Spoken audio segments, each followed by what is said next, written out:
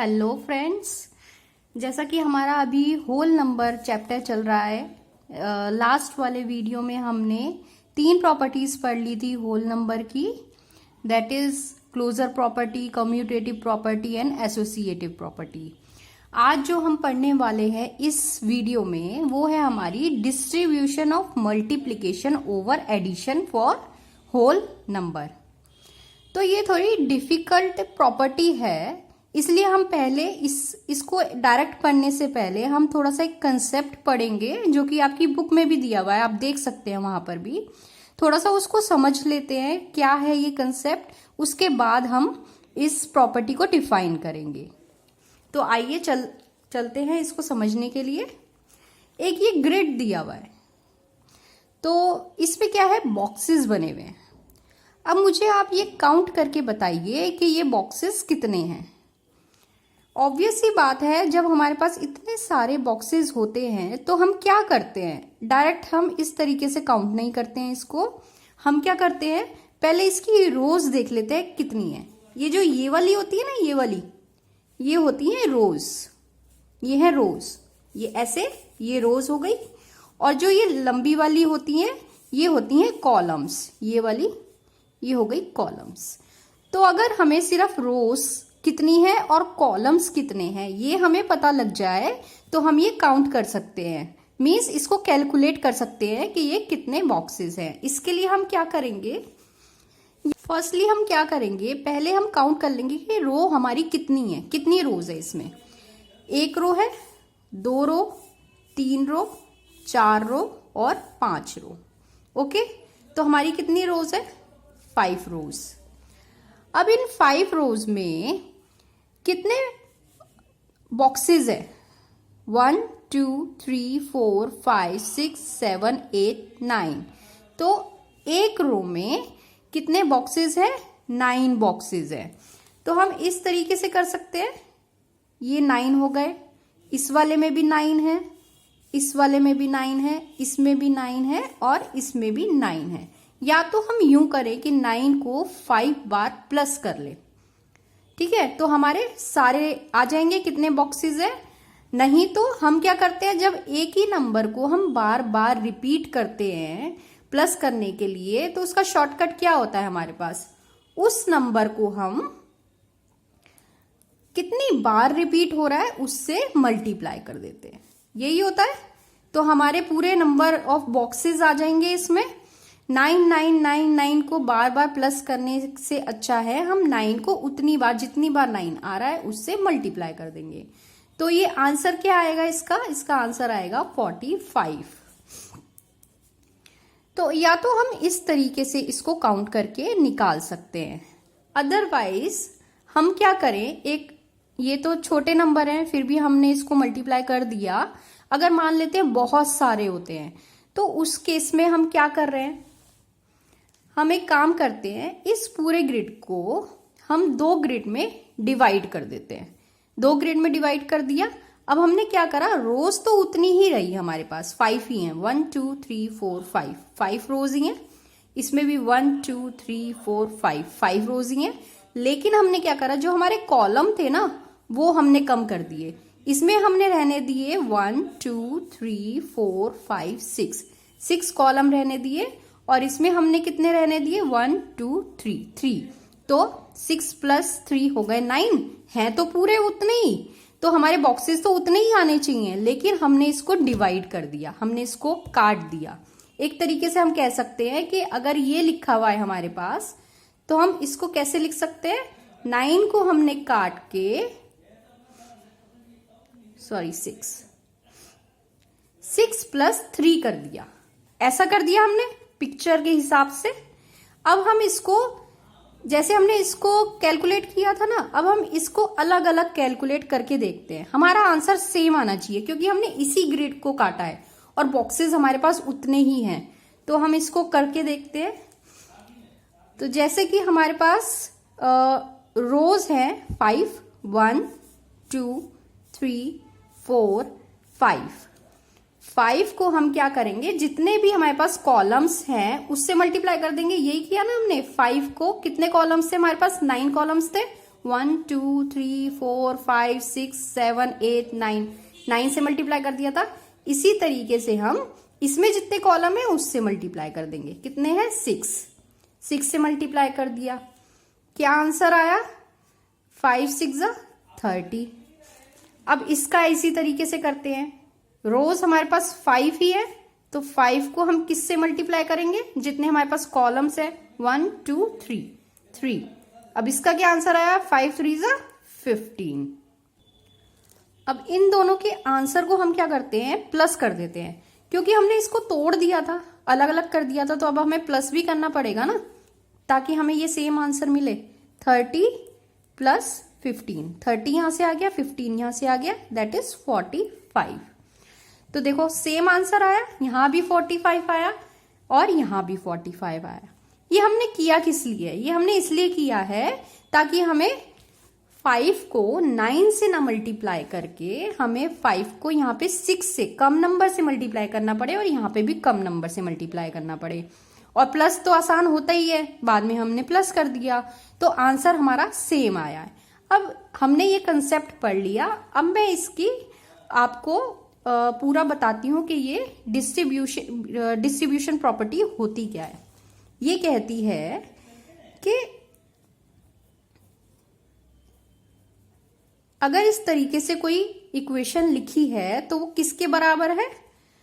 5 × 6 plus 5 × 3।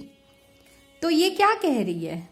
ये equation कहती है कि अगर हम किसी होल नंबर को, अच्छा हमें बाय डिफॉल्ट ये समझ लेना है कि ये सारे होल नंबर है, मैं बार बार रिपीट करना भूल जाती हूँ, तो हमें बाय डिफॉल्ट समझना है कि सब होल नंबर है। तो अगर हम किसी नंबर को मल्टीप्लाई करते हैं किसी ग्रुप ऑफ नंबर से, ग्रुप ऑफ नंबर है ये 6 है 3 है, तो वो किसके इक्वल होता है? अगर हम उसी नंबर को उस ग्रुप ऑफ नंबर के जो आइटम्स है या फिर जो नंबर्स है उनको अलग अलग उससे मल्टीप्लाई करें और बाद में उसको प्लस कर दे, तो उसी के इक्वल होता है। तो इस इक्वेशन में हम कर कैसे रहे हैं कैलकुलेट? अगर हमें ये इक्वेशन दे दी जाए या कोई और सी भी इक्वेशन दे दी जाए तो हम किस तरीके से इसको सॉल्व करेंगे? हम इस तरीके से सॉल्व करेंगे। तो इसमें हम कर क्या रहे हैं ये हम देख लेते हैं। हम क्या कर रहे हैं? 5 को पहले 6 से मल्टीप्लाई कर रहे हैं, क्योंकि मल्टीप्लाई बीच में है इसलिए मल्टीप्लाई कर रहे हैं। फिर 5 को 3 से मल्टीप्लाई कर रहे हैं और जो दोनों का आंसर आ रहा है उसको ऐड कर रहे हैं, क्योंकि बीच में एडिशन का साइन है। तो ये हो गया हमारा distribution of multiplication over addition. Multiplication का डिस्ट्रीब्यूशन किस पे कर रहे हैं हम? एडिशन पे। डिस्ट्रीब्यूशन मतलब या तो कहते हैं अलग अलग कर देना। तो इसी तरीके से हम करेंगे। पहले हम लिखेंगे 5, फिर हम लिखेंगे मल्टीप्लाई और फर्स्ट नंबर 6, फिर दूसरा टर्म करते हैं। पहले हम लिखेंगे 5 और फिर करेंगे हम मल्टीप्लाई और लिखेंगे दूसरा नंबर 3। इन दोनों को करेंगे ब्रैकेट में, क्योंकि हम इसको अलग अलग मल्टीप्लाई कर रहे हैं। और बीच में कौन सा साइन आएगा? जो ब्रैकेट के अंदर साइन है, जो ब्रैकेट के अंदर साइन है वो बीच में साइन आ जाएगा। अगर प्लस ना होके यहाँ पे कोई और सा भी साइन होता है तो वही साइन आएगा यहाँ पर। ओके, तो इस तरीके से हमने इसको मल्टीप्लाई किया है। अगर हमें हमारे पास, अच्छा ये ऐसे लिखा हुआ है तो जरूरी नहीं है आपको ऐसे ही लिखा हुआ है, ये हो सकता है इस तरीके से लिखा हुआ आ जाए 9। अब इसको कह देंगे कि डिस्ट्रीब्यूशन प्रॉपर्टी से सॉल्व कीजिए। तो ये आपको सोचना है कि एक नंबर को हमें तोड़ना पड़ेगा, जो बड़े वाला नंबर है उसे हमें तोड़ना पड़ेगा। तो तोड़ने के लिए हम क्या करेंगे? इस तरीके का नंबर लेंगे जो हमें आसानी से सॉल्व हो। जैसे कि अब हमने जैसे यहाँ पे 9 है तो हमें 6 + 3 भी लिख सकते हैं, या फिर हम इस तरीके से भी लिख सकते हैं। ये इतना आसान नहीं है।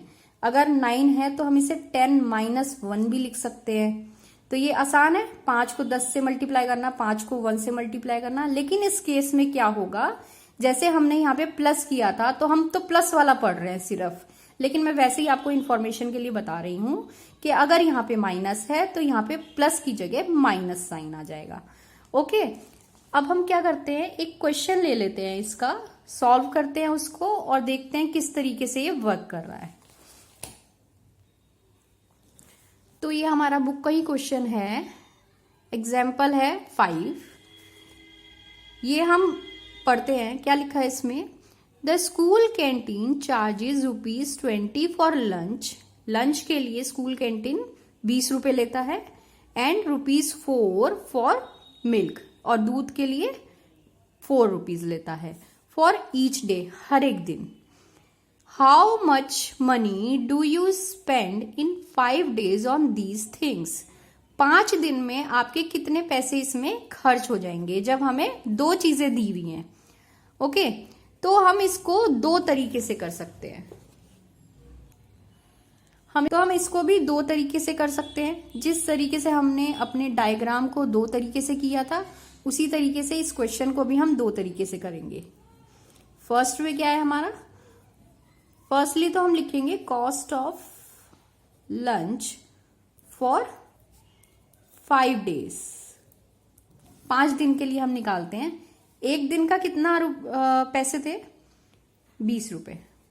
अगर एक दिन के 20 थे तो 5 दिन के लिए 5 से मल्टीप्लाई कर देंगे, क्या आंसर आ जाएगा हमारा, 100 रुपए। इसी तरीके से हम फिर निकाल लेते हैं cost of milk for 5 days। एक दिन का कितना था मिल्क के पैसे, 4 रुपए, और 5 days के लिए कितने हो जाएंगे, 5 से मल्टीप्लाई कर देंगे, ये आ जाएगा 20 रुपीज। दोनों आ गए हमारे, लंच का भी 5 दिन का आ गया और मिल्क का भी 5 दिन का आ गया। तो हमारी टोटल कॉस्ट कितनी हो जाएगी, हमारी टोटल कॉस्ट हो जाएगी 100 + 20 विच इज 120 रुपीज। एक तो है ये तरीका, इसमें हमने क्या करा है, अलग अलग मल्टीप्लाई करा है और फिर हमने इसको प्लस कर दिया है। लेकिन हमारे पास दूसरा तरीका भी है, सेकंड वे में हम क्या करेंगे, जैसे कि हमें 5 दिन का निकालना है तो हम क्या करेंगे, cost of milk plus lunch, cost of milk plus lunch for 1 day। पहले तो ये निकाल लेंगे कि दोनों का पैसा एक दिन के लिए कितना होता है। एक दिन के लिए दोनों का पैसा कितना हो जाएगा, 20 + 4, 20 रुपए लंच के और 4 रुपए मिल्क के, ये हो गए 24। अब हम क्या करेंगे, इस 24 को, जो कि एक दिन का पूरा टोटल कॉस्ट है हमारा, उसे 5 दिन से मल्टीप्लाई कर देंगे। So the cost, total cost for 5 days, 5 दिन की कितनी हो गई, मिल्क की भी और लंच की भी, एक दिन की इतनी है और 5 days की इतनी हो गई। तो जब हम इसको मल्टीप्लाई करेंगे तो क्या आंसर आएगा, 120 ही आएगा। पहले वाले केस में भी 120 आया, दूसरे वाले केस में भी 120 आया। इसमें हमने क्या करा, सेकंड वाले में तो हमने पहले तो दोनों के पैसे प्लस कर लिए, फिर उसे 5 दिन से मल्टीप्लाई कर दिया। और फर्स्ट वाले में हमने क्या करा, पहले लंच के पैसे 5 दिन से मल्टीप्लाई करे, फिर मिल्क के पैसे 5 दिन से मल्टीप्लाई करे और दोनों को प्लस कर दिया। पहले भी हमने ग्रिड वाले में भी यही करा था, अपने डायग्राम वाले में। तो इसका मतलब क्या हुआ कि अगर हम 5 को 24 से मल्टीप्लाई करें तो वो किसके बराबर होगा, 5 × 20 प्लस 5 × 4। यही करा ना हमने, यहां पर तो हमने 5 को 24 से मल्टीप्लाई करा है और यहाँ पे हमने 5 को पहले 20 से मल्टीप्लाई करा, फिर 5 को हमने 4 से मल्टीप्लाई करा और दोनों को प्लस कर दिया। यहाँ पे 24 को हमें एक्सपेंड करने की जरूरत है, इसको हम एक्सपेंड कर देंगे 20 + 4 और ये एज इट इज आ जाएगा। तो डिस्ट्रीब्यूशन प्रॉपर्टी में हमने यही पढ़ा था कि 5 अगर कोई भी नंबर अगर ग्रुप ऑफ नंबर से मल्टीप्लाई हो रहा है तो हम उसको किस तरीके से लिख सकते हैं? 5 को पहले 20 से मल्टीप्लाई कर दे, फिर 5 को 4 से मल्टीप्लाई कर दे, और जो आंसर आएगा उन दोनों को प्लस कर दे, क्योंकि ब्रैकेट में हमारा प्लस हो रहा है। ओके, तो ये हमारी डिस्ट्रीब्यूशन प्रॉपर्टी हो गई।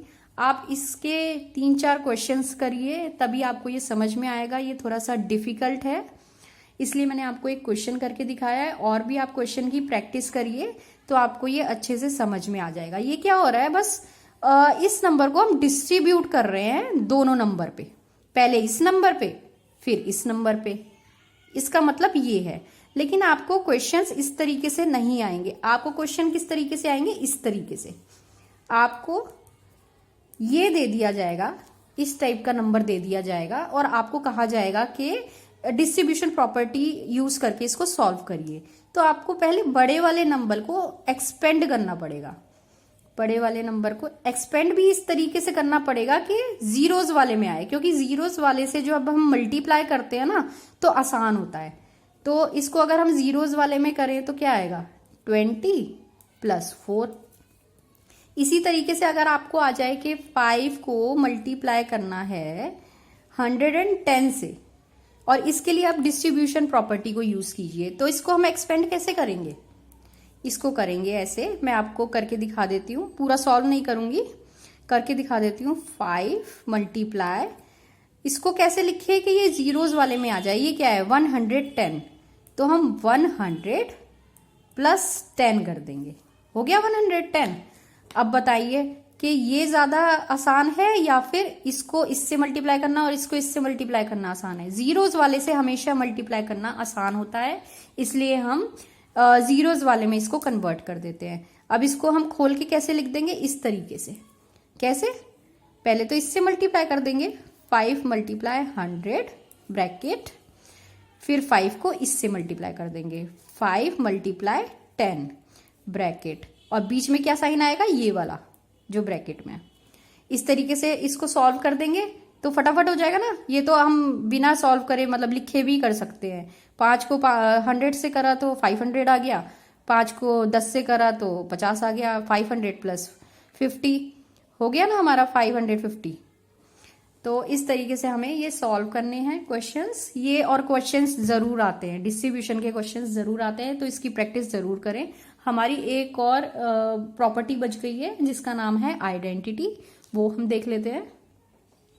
तो आइडेंटिटी हमें सिर्फ एडिशन के लिए करनी है और मल्टीप्लिकेशन के लिए करनी है। पहले हम करेंगे एडिशन के लिए। आइडेंटिटी यहां पे इसका मतलब है same.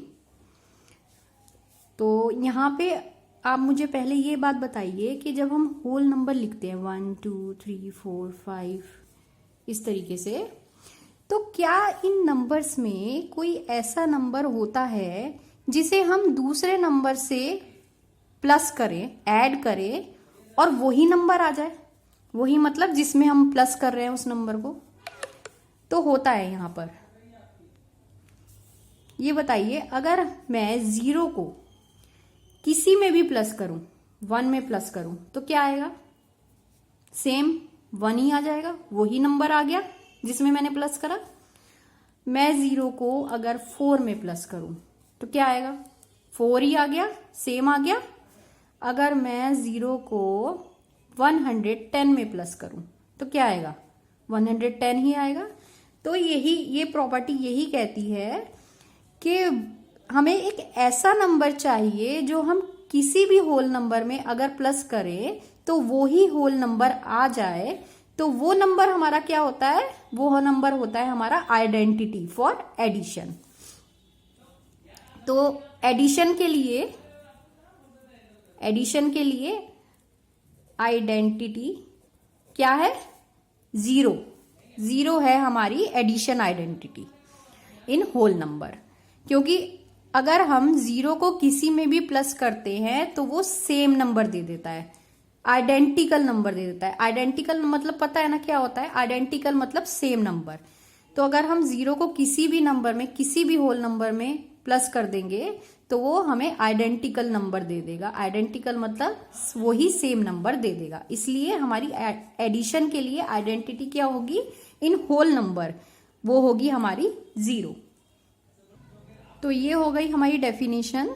0 is the identity for addition of whole number, क्योंकि 0 को हम किसी में भी प्लस करें हमें आइडेंटिकल नंबर मिल जाता है। इसी तरीके से हम मल्टीप्लिकेशन का देखते हैं। अब मल्टीप्लिकेशन में मुझे ये बताइए कि हम किसी भी होल नंबर को, लाइक 4 हो गया, किसी भी होल नंबर को हम किससे मल्टीप्लाई करें कि हमें आइडेंटिकल नंबर मिल जाए। आइडेंटिकल मतलब सेम नंबर मिल जाए, 4 ही मिल जाए। किससे मल्टीप्लाई करना पड़ेगा? 0 से। लेकिन 0 से करने पे तो 0 हो जाएगा ये, है ना। तो हम किससे मल्टीप्लाई करें कि 4 आ जाए? 1 से। ऑब्वियसली 1 से अगर हम मल्टीप्लाई करते हैं 4 को तो हमें सेम नंबर मिल जाता है, आइडेंटिकल नंबर मिल जाता है। इसी तरीके से हम किसी भी होल नंबर को मल्टीप्लाई करके देख सकते हैं 1 से। 10 को अगर हम 1 से मल्टीप्लाई करेंगे तो हमें सेम 10 मिल जाएगा।